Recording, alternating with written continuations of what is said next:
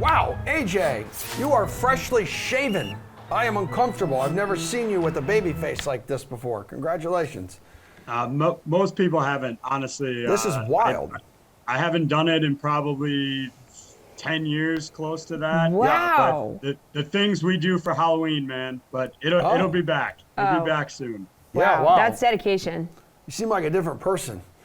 But anywho, it is good to have all you guys here, and it's time to break down this 9-game NHL slate. Jeff, which center is your favorite play tonight? Rupe Hintz from the Dallas Stars. Slow start for the Dallas Stars offense, but I mean, I'm going to stick with this player. Very talented. He's still only 6K. Got a very good matchup going up against the Winnipeg Jets tonight. Second worst penalty kill so far in the league. Connor Hellebuck still coming in with a save percentage under .900. So the setup is really good here. And again, Hintz, I mean, he's averaging 3 shots on goal per game. It's not like he's not getting pucks on net. He's just got a shooting percentage of 0 right now, which I'm pretty sure is well under his career average. I really do expect with Jason Robertson back and now paired with Hintz on the first line, these two are going to get going. As I mentioned, Hintz was a monster in spots for daily fantasy in a lot of times last year. And we're getting him at 6K, which is a very palatable price. We're seeing some players now priced up appropriately to where they should be. But I think we could still buy low here on Hintz. Again, this is a player who really talented. I think he's got multi-point upside in this spot too. And when the goals start to flow, they're probably going to flow in multiple bunches here. So love the setup. Really like the player still, but it's been a slow start. But Rupe Hintz, 6,000. AJ, who's your center tonight?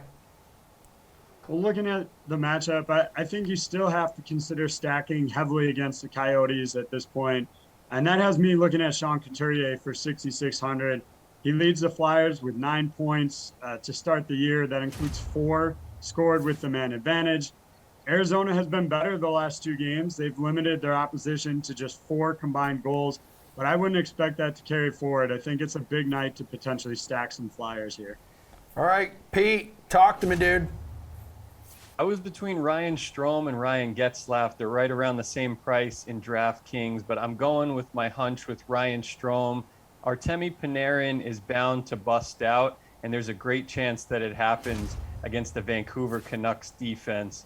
Their penalty kill is tied for 5th worst in the NHL this season. They have only 3 wins in 9 games, Vancouver. Big disappointment in my book so far. But Ryan Strome is a couple games in from coming back from COVID protocol, scored a goal over the weekend, and I just think that Panarin has multi-point potential, and Strome is a fixture with Panarin. So I will go with Ryan Strome, who was very close to a point per game last season for the Rangers, 49 points in 56 games. So I think it's a pretty safe play in DFS. Yeah, only $5,600 too.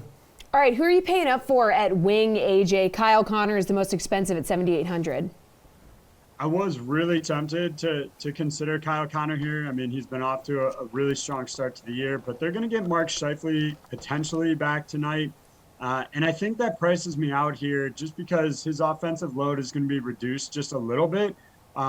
Based on early line indications, he's actually going to be bumped to the second. He won't play with Scheifele or Wheeler, which is an even bigger concern at that price range. So instead, I'm going to look at Timo Meier for San Jose. He's a little bit further down at 7,400, still up at the top. 5 goals and 6 helpers, slightly, like I said, slightly lower there. The matchup with Buffalo isn't ideal. They've had actually some decent goaltending to start the year.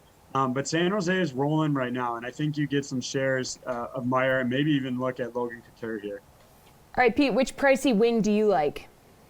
I also have Timo Meier in my mock lineup for DraftKings tonight, but I will highlight here Troy Terry because I mentioned Getzlaf earlier, and Troy Terry is on an 8-game point streak very quietly, and his price is still moderate, so I will certainly pay up to ride the hot hand with Troy Terry. 8-game point streak, tied with Alex Ovechkin for the longest in the NHL this season. A lot of people probably don't know that, so Troy Terry for the Anaheim Ducks is also playing a bigger role right now in the absence of Ricard Raquel, so you'll see him out there on power play 1 with Trevor Zegras, with some of these other studs, these young guys in Anaheim, quickly turning the page from that veteran guard, but also Getzlaf, if you want to stack him with Troy Terry, it's a pretty good play because Getzlaf covers shots on goal, still due for his first goal. I think it could come tonight. And then, of course, he also covers block shots pretty well for a forward. So I'll go with Troy Terry for my wing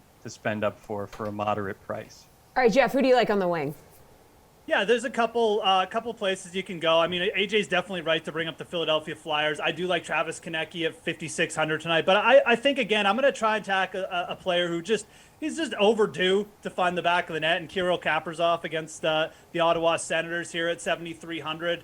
Again, these are spots you can take advantage of for DFS. I mean, there's a very good chance in a very, very good matchup no one's going to play Kaprizov for the simple fact he started the season 6 games, or actually we're up to like 8 games. 8 games without a goal now, but it's not that big a deal. We see these shooters go through bad patches all the time. This is a very good matchup. The Ottawa Senators, they started the season okay, but as we saw in their last game against the Blackhawks, this is not a good defensive team. They do not have good goaltending. This is a spot where a player like Kaprizov is going to build some confidence. Again, 7,300, he's up there, but I like that because it's only going to mean it's going to keep people off. They want to bargain on Kaprizov because he's got no goals. Well, you're not really getting that big a bargain, but it's going to keep the ownership down. Again, I can't speak more. You can't really get a better matchup is what I'm trying to say here. I think Kirill Kaprizov is the guy you want to pay up for in the spot, and I think he breaks his goalless streak here tonight.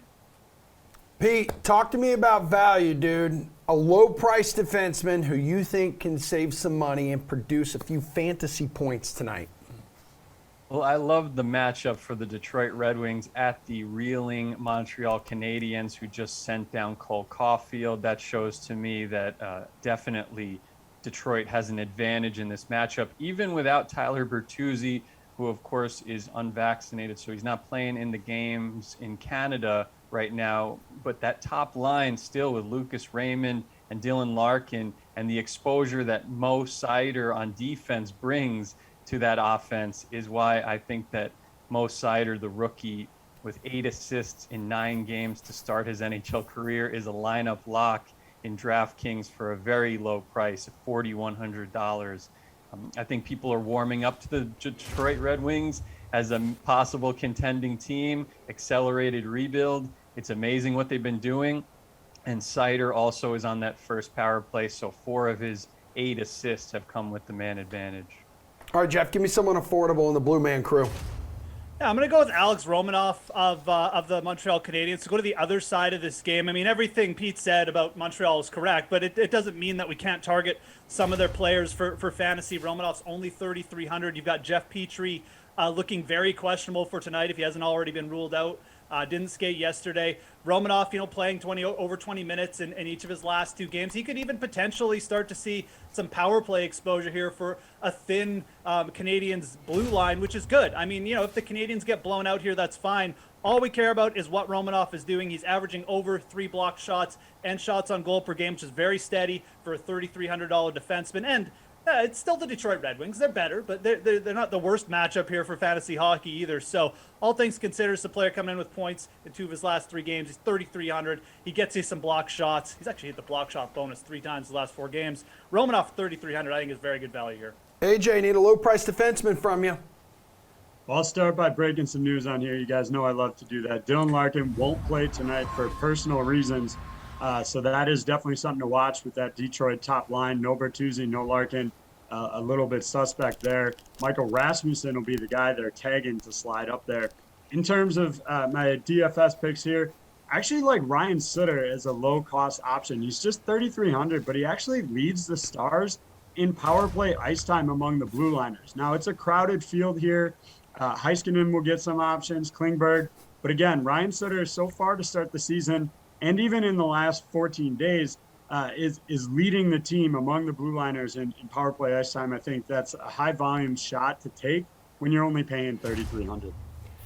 All right, I know it's early, but which goalie matchup do you like best tonight, Jeff?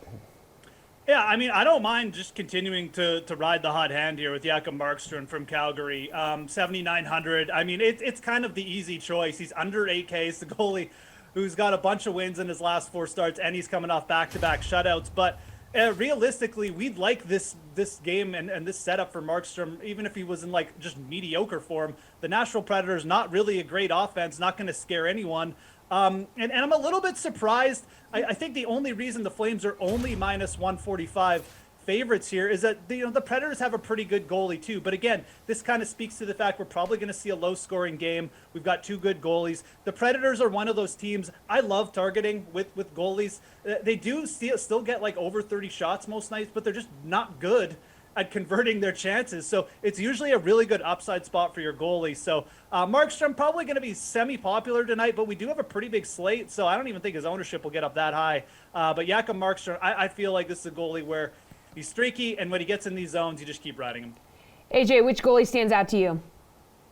I agree with Jeff. Markstrom would be the guy I would target most, but if you're able to fit in a little bit more price, Carter Hart at 8,500 is really a good option tonight. Again, you're banking on Arizona being bad. I mentioned they had been better lately, but they still had no offense. They still lost both those games, even though they limited their opponents to just 2 goals in each of those contests. So I would expect Carter Hart won't face a whole lot of opposition tonight from the Yotes.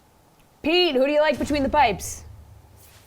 I thought about both of those goalies for sure, especially Markstrom, but I'm going with the hot hand here, Igor Shesterkin. I love that he's going to face a heavy save volume. He's tied for 3rd in the NHL in saves, and he's also 3rd in the NHL in save percentage. So that shows you he can keep the efficiency high even when he's getting peppered.